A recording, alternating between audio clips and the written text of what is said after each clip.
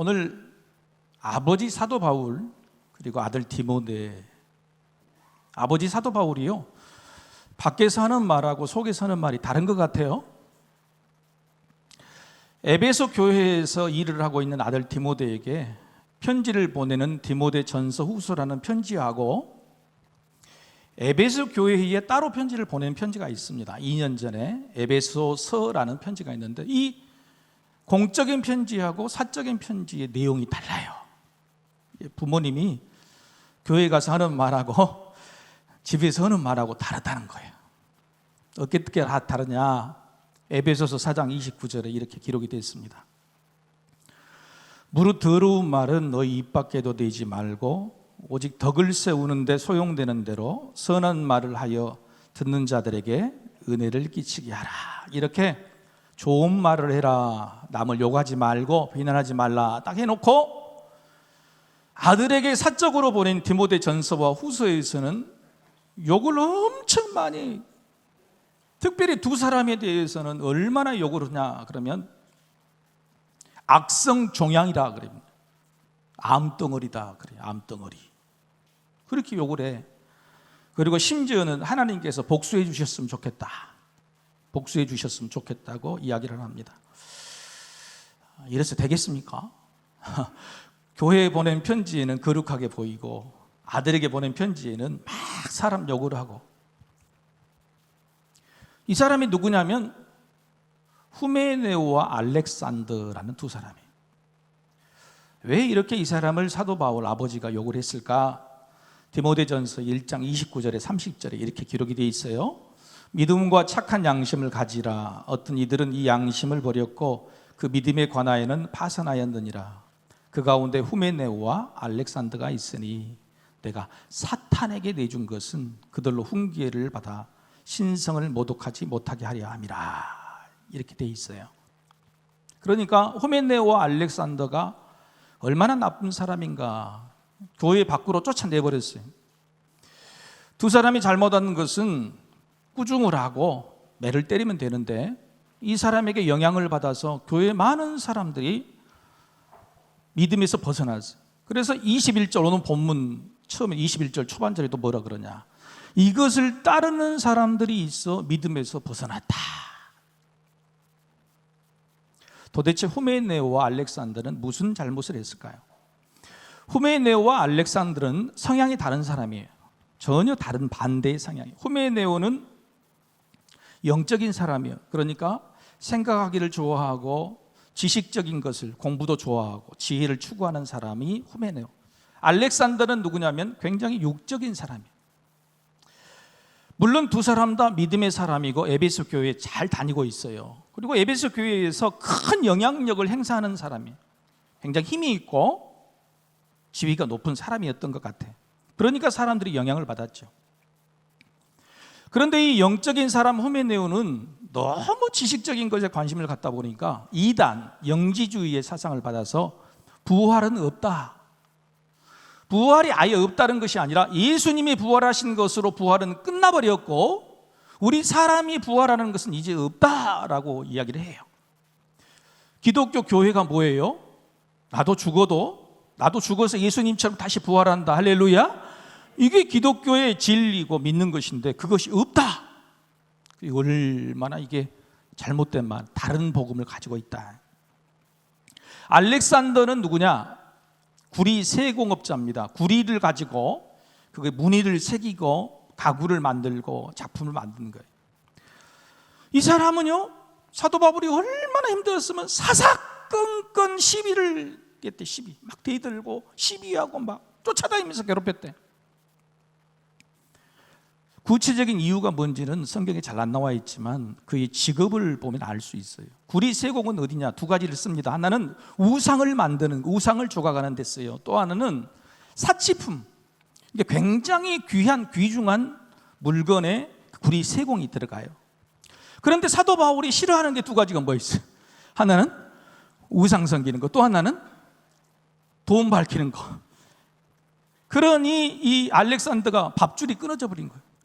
교회에 나오기는 나오는데 내가 밥줄로 먹고 살아는 우상하고 사치품 그 일을 못하게 하니까 그냥 속으로 그냥 막 화가 막 난다. 그러니까 그럴 때마다 사도 바울을 막 괴롭혔던 거예요.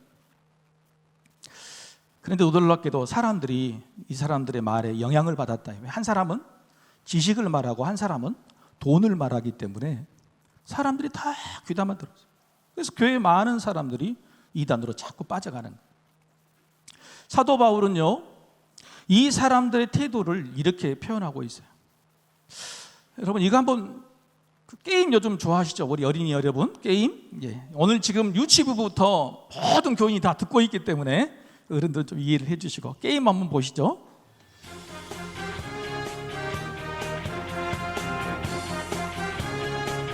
아이고, 빗나가 버렸네. 또 한번 쏠까요? 쏘세요.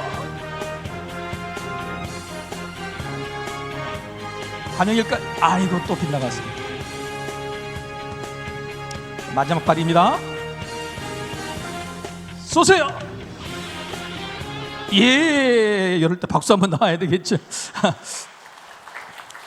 네,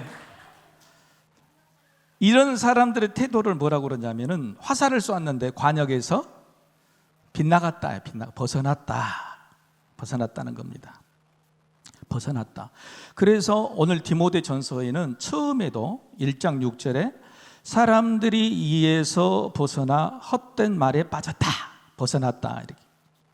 그리고 오늘 본문의 마지막에도 디모데전서 편지의 시작과 끝에도 똑같이 여기에서 벗어난 사람들이 많다는 거죠. 벗어났다는 말이 굉장히 중요한 거예요. 화살을 쐈는데 관역에서 벗어났다. 관역에서 벗어났다는 말은요, 왜 중요하냐면 성경에서 말씀 속에, 성경 속에서 죄에 대한 단어가 뭐냐면 이 관역에서 벗어났다 이런 뜻이에요. 한번 따라해 볼까요? 하마르티아. 여러분 혹시 그 구역 모임 자료 오늘 가지고 들어오셨어요? 그 뒤쪽에가 뭐가 있죠? 처음 본 낱말 퍼즐이 있죠. 그 낱말 퍼즐에 오늘 설교에서 그걸 채워서 헌금함에 넣어주시면 다음 주에 정답을 추첨해 가지고 선물을 드리려고 그래요. 그래서 설교를 잘 들어보시고 안 가져오신 분들은 이제 지금 후회가 막심이죠. 가지고 나가셔서 답을 작성하시고, 지금 교회 학교도 지금 전부 열심히 다 쓰고 있을 겁니다. 벌써 답이 하나 나왔어요. 4번이죠. 4번. 그렇죠? 4번. 죄에 대해서 뭐라고 그러냐? 하마르티아 이렇게 말합니다. 한번 따라해 볼까요? 하마르티아. 그렇죠. 하마르티아. 그런데 하마르티아라는 말은요, 그리스 철학자들이 연극을 만들 때, 연극 중에서 막 울고 슬픈 비극을 만들 때에 쓰는 단어에서 비롯됐어요. 하마르티아라는 이 말이 비극을 만들 때 뭐 드라마틱하게 좀 만들어야 되잖아요, 연극을. 그런데 그렇게 되려면 반드시 사람의 죄가 있어야 된다. 이제 그건 이제 헌금만 신경 쓰지 말고 설교를 들으란 말이요. 선물 준다는 게 뭘. 그래서 내가 앞으로 나왔어. 나도 잊어버렸네, 뭔 말 하다가. 비극이라는 연극을 만들려면 반드시 죄가 있어야 돼. 사람을 미워하고 때리고 사기를 치고 배신하고 배반하고 이런 것이 있어야 돼. 그래서 하마르티아라는 이 단어를 가지고 비극이라는 연극을 만들 때 어떻게 만들었으면 좋겠냐, 연구를 했어. 그래가지고 4가지로 연구를 했다. 제가 지금부터 이야기를 한번 해보려고 합니다.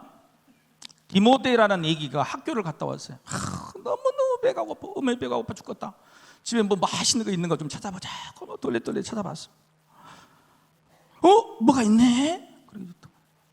우와, 빵이다. 디모데야, 그건 할머니가 드실 빵이란다. 누가 먹을 빵이요? 할머니가 경로당에서 가져오시면 드실 빵, 할머니가 이렇게 많이 먹을 일이 없지. 그래서 디모데가 생각을 합니다. 4가지를. 첫 번째는 뭘 생각하냐? 할머니가 드실 빵이구나. 그래서 나는 안 먹어야지. 이게 첫 번째예요. 근데 여러분, 이게 재밌는 비극 드라마가 될까요? 안 될까요?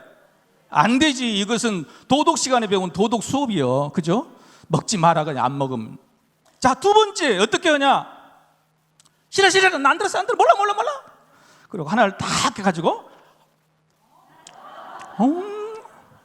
ASMR에 들어가야 되는데 이게 안 들어가는. 맛있다.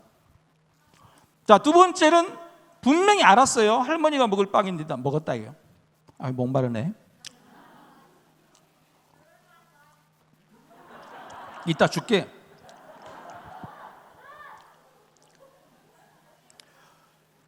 알고도 먹어버렸어요. 근데 이것은 비극적인 재미있는 드라마가 아니고 뭐냐면 그냥 수사반장 사건이에요. 사건.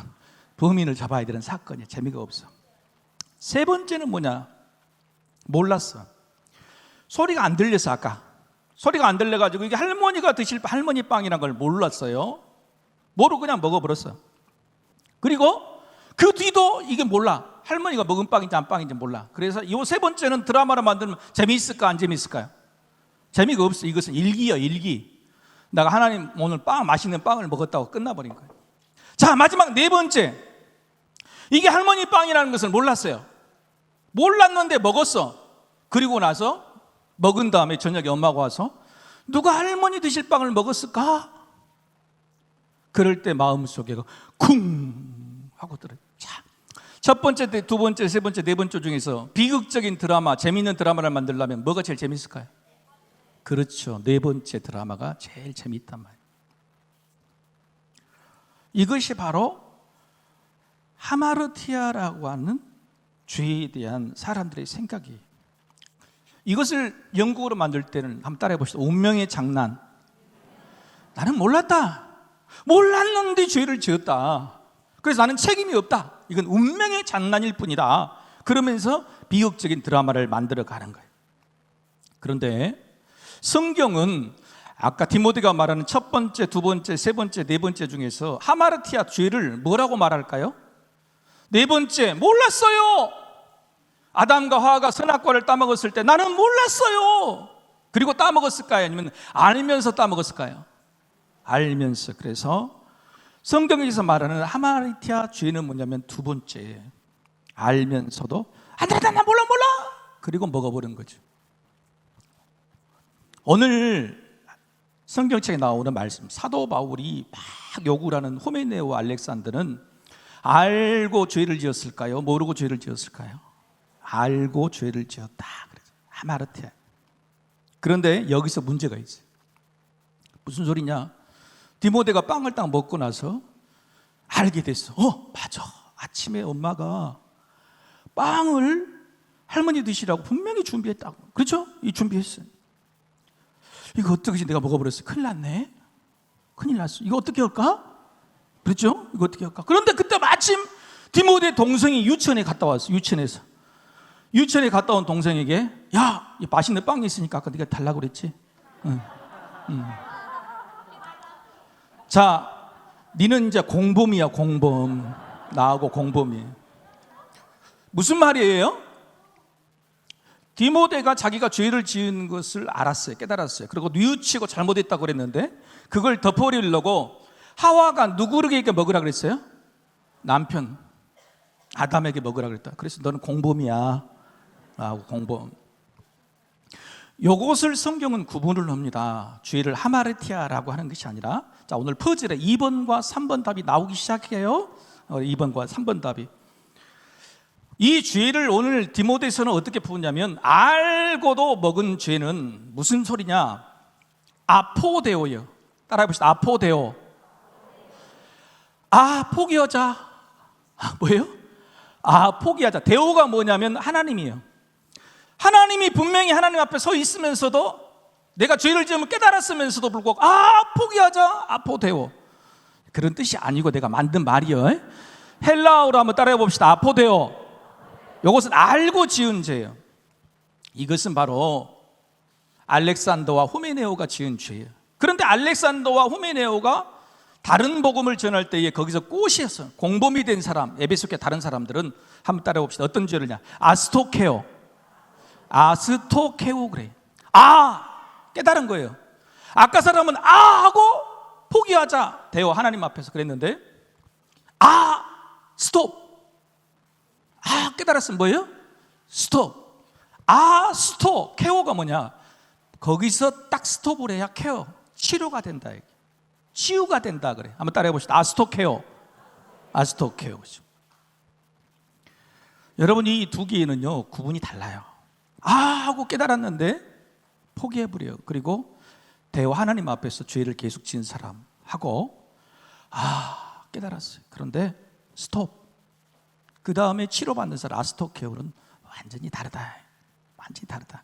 그 두 개를 어떻게 구분하느냐? 사도 바울은 바로 9번 문제죠. 뭐 가지고 구분해요? 선한 양심이다. 선한 양심 가지고 구별을 한다. 여러분, 부모가 다 똑똑하고 다 옳은 일만 할까요? 우리 선교사님 아들 그래요? 엄마 아버지가 아니라고 바로 고개를 흔들어 버리는데. 부모도 다 처음이에요. 어른도 다 처음이에요. 그래서 부모가 아무리 많이 배우고 아무리 옳다고 그래도 실수하고 잘못했어요. 그런데 그 부모가 자녀들 앞에서 분명히 내가 죄를 지었고 실수를 했을 마음에도 인정하지 않고 포기, 이렇게 양심을 저버린 일을 하면 바로 그것이 자기 자녀들에게 아주 안 좋은 영향을 미치는 거예요. 그런데 하고 깨달으면 스톱. 스톱하면 케어, 치료가 되는 거예요. 부모도 치료가 되고 자녀들도 치료가 된다. 부모님들 잘 들으셔야. 여러 번 설교를 했지만은 하나님 앞에 포기하지 마시고 잘못했습니다. 한번 따라해 봅시다. 잘못했습니다. 자녀들 앞에도 잘못했다. 잘못했다라는 말을 꼭 하셔야 돼요. 바로 그것이 중요한 거예요. 하나님께서 주시는 마음은 뭐냐면 잘못했습니다 하는 마음이에요. 잘못했다라는 마음은요 우리가 주는 게 아니에요. 양심은 하나님께서 주신 것이기 때문에 하나님께서 잘못했다 인정만 하면 된다는 거예요. 여러분, 아까 빵을 먹은 디모데가 깨닫게 되었을 때 엄마한테 가서 엄마 제가 잘 모르고 빵을 먹었어요. 그럼 엄마가 빵값 내라 그럴까요? 아니요. 빵값 내지 내란 말 안 하는 거죠. 여러분, 한번 질문해 봅시다. 이렇게 잘못했습니다라고 말할 수 있는 용기가 어린이가 더 많을까요? 어른이 더 많을까요? 서로 주장하네. 성경에서 예수님은요 무조건 어린이가 더 많다 그래요. 어른은 거의 없다고 그럽니다. 잘못했다. 대부분의 어른들이 지은 죄는 아포데오고 아이들이 지은 죄는 아스토케오라고 그럽니다. 여러분, 어린이 여러분, 우리 청소년 여러분, 하나님께서 여러분에게 지금 그런 양심을 뜨겁게 주셨어요. 하나님 앞에 선다는 것은 내가 모르고 죄를 지었을 때 잘못했습니다라고 용기를 내는 것, 그게 굉장히 중요한 일이. 우리 서석계 모든 우리 어린이와 청소년 청년 여러분은 잘못했습니다 하는 하나님의 소리를, 음성, 양심의 소리를 잘 들으셔서 꼭 성공하시기를 바랍니다. 이게 정말 중요해요. 그런데 양심으로 맨날 나에게 네가 죄를 지었다고 말해줬는데 그것을 자꾸 반복하면 그것이 뭐예요? 그건 알고 지은 죄가 돼버리는 거예요. 모르고 지은 죄가 아니라 그것을 자꾸 반복한다, 개선하지 아니하고 자꾸 반복한다 그러면 그것은 알고 지은 죄가 돼버린다라고 하는 것이죠. 자꾸 화살을 빗나가게 쏘면 빗나가게 쏘는 그것이 바로 실력이에요. 그것이 진심이고 본심이죠. 아버지 사도 바울은요 아들 디모데에게 바로 화살을 쏠 때 벗어나지 않는 방법, 그 훈련 방법을 알려줬어요. 편지의 시작과 끝에 두 번이나 반복한 아주 중요한 말이 뭐냐, 21절 하반절 말씀, 바로 빗나가지 않을 방법, 그 다음에 그 알고 지은 죄가 되지 않을 방법. 한번 읽어봅시다. 은혜가 너희와 함께 있을지어다. 이 말이 인사말이 아니에요. 이 말은 뜻은 뭐냐면 은혜를 받으라 이런 뜻도 아니고 은혜 안에서 나가지 마라, 은혜 안에서 머물러 있으라는 뜻입니다. 은혜에서 절대 나가면 안 돼. 은혜 안에 머물러 있으라. 하지만 양이요, 양 우리에서 나가지 않을 수 없죠. 나가야 저 푸른 초장에 풀도 먹고 물도 마실 거 아닙니까? 그런데 놀랍게도 목자이신 우리 예수님은 이런 세상에까지 나가셔서 양을 돌보시죠. 그리고 때가 되면 양우리로 인도하시죠. 우리 만화 한번 볼까요? 만화인가요? 네.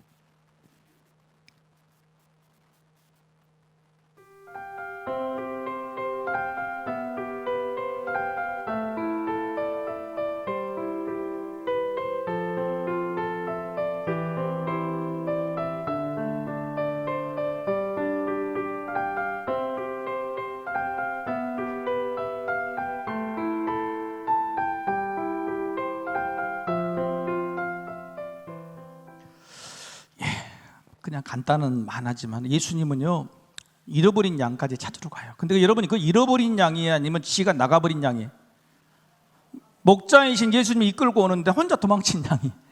그러니까 분명히 목자를 따라가는 것을 알면서도 내가 따라가기 싫어서 혼자 가는 거예요. 바로 그 양마저도 예수님은, 목자이신 예수님은 찾아서 양우리로 데리고 오셨다는 거예요. 여러분, 이게 바로 은혜 안에 머무는 겁니다. 은혜 안에 머무는 거예요. 여러분, 일주일의 첫날이 월요일입니까? 아니면 일요일 주일입니까? 주일이죠. 아세요? 일주일의 첫날은 월요일이 아니고 주일이에요. 왜 이게 주일이냐? 세상에 나갔다가 어디로 들어오는 거예요? 주일날 교회 안으로 들어오는 거예요. 양우리 안에 들어오는 거예요. 그래서 여러분, 우리가 나갔다가 집으로 들어온 것이 아니고 교회에서 나갔다가 다시 어디로 들어오는 거예요? 교회로 들어오는 거예요. 주일로 시작해서 주일로 끝나는 것이 우리의 시간이고 우리 집이다는 거예요. 그런데 왜 꼭 양우리로, 교회로, 목자가 계신 이곳으로 들어와야 될까요? 들어와야 될 이유가 있습니다. 그러면 양우리로 들어올 때 받는 복이 있어요. 그게 뭐냐면 요한복음에는 이런 이야기가 있어요. 양들이 저녁에 목자의 인도를 따라 양우리로 싹 들어옵니다. 그러면 목자는 어디 있냐면요, 양문의 위에 올라가 딱 섭니다. 그리고 양들이 밑으로 들어오는 것을 한 마리 한 마리 다 살펴를 봐요. 아이고, 저 양은 오늘 풀을 많이 먹어서 배가 부르구나. 오늘 저 양은 배가 덜 부르네, 덜 먹었네. 왜 다리를 쩔뚝쩔뚝하지? 왜 저 양은 뒤치다 이렇게 아픈 것 같처럼 보이지? 이런 거죠. 자, 여러분, 양우리로 들어와야 받을 수 있는 복은 뭐냐면 바로 이거예요. 양우리로 들어와야 될 이유가 뭐냐면, 양우리로 들어올 때에 목자이신 예수님께서 우리 한 사람 한 사람을 살펴주신 거예요. 어디가 아픈지 보시고 어디가 무엇이 필요한지 보시는 거예요. 바로 그 양우리로 들어와야만 얻을 수 있는 그 복, 그 유일한 복, 바로 그것이 사도 바울은 뭐라고 하냐, 은혜 안에 거하라, 은혜 안으로 들어와라. 은혜 안에서 나가면 안 된다. 나가더라도 때가 되면 다시 들어와야 된다. 이렇게 말하고 있어요. 양은요, 자기 스스로를 돌볼 능력이 없습니다. 반드시 목자가 돌봐줘야 돼요. 세상에서 힘들게 외롭게 우리 청년 청소년들도 혼자 살다가 반드시 일주일에 한 번은 양우리로 들어와서 우리 목자이신 예수님의 돌보심, 치료하심을 얻지 않으면 절대로 힘을 낼 수가 없는 거예요. 여기서 다시 출발할 수 있다는 거예요. 양우리로 들어와라는 말은 교회 안에 거하라는 말과 그래서 같습니다. 제가 우리 교회를요, 89년에 군대를 제대하고 온다고 생각했는데 사실 그거 아니었습니다. 이보다 3년 전에 86년에 우리 교회를 왔어요. 제가 대학을 2번이나 떨어지고 삼수를 했을 때 여기 대성학원과 양력학원이 여기 있었어요. 재수학원. 거기 양력학원에 다녔었는데 부모님 모르게 다녔습니다. 부모님이 삼수를 안 시켜준다고 그래서 하숙비를 준 거 가지고 학원비도 내고 밥도 사 먹고 그래야 되니까 너무 힘들었어요. 독서실에서 자고 학원비 내고 밥은 하루에 한 끼 아니면 2끼 먹을 날이 거의 없었죠. 10월 정도 됐는데 너무너무 힘들어서 제가 교회를 다니는 것은 고등학교 2학년 때인데 떠나 있던 교회가 생각이 나는 거예요. 그래서 양력학원 대성원에서 주변에 있는 교회를 찾기 시작합니다. 그렇게 찾다가 또 보고 오다가 오게 된 교회가 예전에 서석교회, 바로 그 교회인데 86년에 그 교회당이 너무너무 아름다웠어요. 나중에 역사를 보니까 바로 그때 딱 새 예배당을 지었을 때였다 그런 거예요. 딱 교회당에 딱 들어왔는데 주일 저녁 예배인데 검정색 벽돌이 있고 너무너무 눈물이 나는 거예요. 너무너무 눈물이 나죠. 예배를 딱 드리고 나서 더 기도가 되고 더 여기 있고 싶고 그 독서실에 들어가기가 싫은 거예요. 들어가야 내가 성공하는데 도저히 들어갈 용기가 안 나오고 그냥 이 교회당에서 있고 싶어요. 그때 관리 집사님, 사찰 집사님이 딱 오셔가지고 학생, 우리 교인 아닌데 이제 문 닫아야 돼, 나가. 그랬다면 제가 오늘 여기 없었을 거예요. 그런 말씀 없으셨어요. 제가 울면서 기도 올 때까지 다 기다려 주시고 그렇게 갔다. 3년 뒤에 그래서 다시 이 교회를 찾게 된 이유인 거예요. 그날 독서실로 들어가는데 막 찬양이 나오더라고. 내가 너무너무 좋아하는 찬양. 예전에는 543장, 지금은 491장. 저 높은 곳을 향하여 날마다 나아갑니다. 여러분, 그 2절이 더 좋아요. 괴로움과 죄가 있는 곳 나 비록 여기 살아도 빛나고 높은 저곳을 날마다 바라봅니다.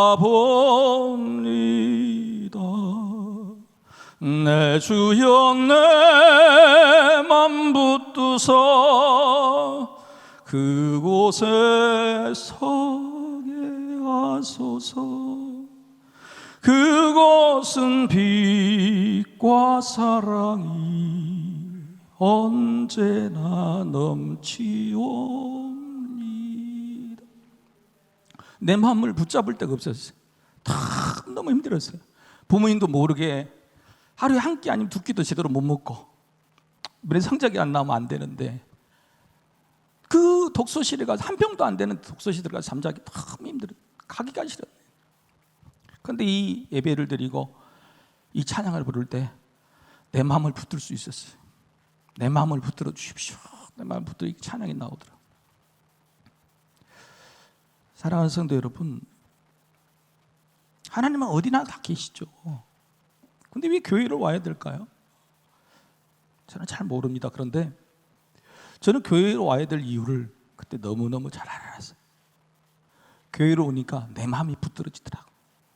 내 마음이 붙들어지고 내가 지은 죄가 아포데오가 아니라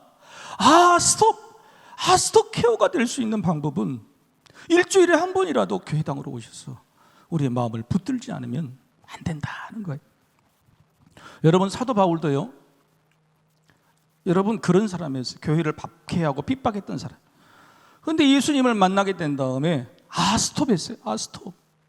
그리고 그가 고백한 것이 고린도전서 15장 10절 상반절에 이렇게 들어옵니다. 같이 한번 읽어볼까요? 시작. 그러나 내가 나된 것은 하나님의 은혜로 된 것이니, 하나님의 은혜로 됐다는 거예요. 그래서 그 교회에서 떠나지 않습니다. 하나님 은혜 밖으로 떠나지 않아요.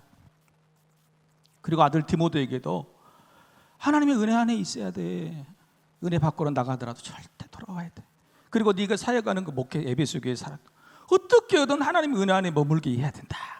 그래서 디모데후서 2장 1절에 아들에게 이렇게 말합니다. 같이 한번 읽어보시죠. 시작. 내 아들아, 그러므로 너는 그리스도 예수 안에 있는 은혜 가운데서 강하고. 여러분, 은혜 가운데서 강하는 거예요. 여러분, 퍼즐 문제 다 풀으셨어요? 예, 중요한 십자가 하나만 볼까요? 자, 죄를 뭐라 그랬어요? 우리 화면, 마지막 화면. 아니야, 불 끄지 마시고.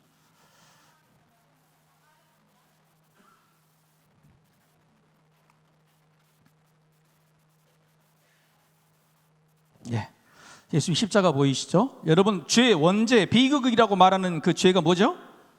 하마르티아죠. 하마르티아. 딱 나와야 되는데 하마르티아, 왼쪽이죠. 하마르티아. 자, 하마르티아에서 여러분 모르고 지은 죄가 뭐예요? 스토케오. 그런데 대부분의 죄는 밑에 숨겨져 있습니다. 밑에. 그게 뭐죠? 깨달았지만은 하나님 앞에서 덮어버리는 거. 그게 바로 아포데오죠. 그런데 그 이외에 이 아스토케오, 하마르티아, 아포데오를 예수님이 십자가로 만드셨어요. 그래서 그게 바로 우리 용서가 되고 교회가 됩니다. 그게 바로 교회인 것입니다. 사랑하는 성도 여러분, 창립 69년 동안 하나님께서 지켜주신 놀라운 은혜는 십자가 위에 서 있습니다. 우리가 알고 지은 죄, 모르고 지은 죄, 주님의 십자가 보혈로 용서받게 되고 그 은혜 안에 머물게 돼서 우리가 이렇게 살게 된 거죠. 앞으로도 우리 교회가, 그리고 무슨 수많은 성도, 우리 한 몸인 여러분들이 살아갈 수 있는 방법은 은혜 안에 거하게 되는 것밖에 없어요. 그런데 그 은혜를 주시는 곳이 바로 예수님이 피 흘려 만드신 교회다. 창 69전을 만든 이 교회 안에 있는 모두 성도 여러분들이 주님의 이런 은혜를 받고 은혜 안에서 강하게 되는 놀라운 축복을 받으시기를 소망합니다. 우리 같이 기도하십시다.